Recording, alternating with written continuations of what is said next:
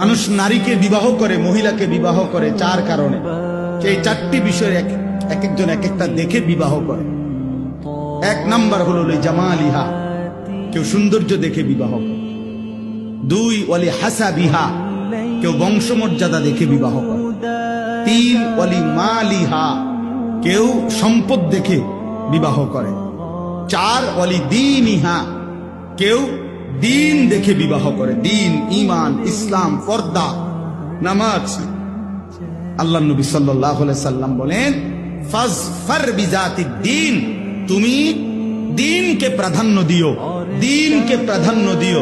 তারিবাত ইয়াদাকা, খোদার কসম যুবক, আল্লাহ নবী বলছে যদি দিনকে প্রাধান্য না দাও তো আল্লাহ যেন তোমারে বেইজ্জতি করে, আল্লাহ যেন তোমারে বেইজ্জতি করে। খুদ রাসূল বলছে, রাসূল রাহমাতুল লিল আলামিন নবী বলছে যে আল্লাহ যেন তোরে অপমান করে। কেন? দিনকে প্রাধান্য দিলেন এবং শেষ পর্যন্ত বেইজ্জতি হয়ই হয়। আপনারা না জানলো আমরা তো জানি।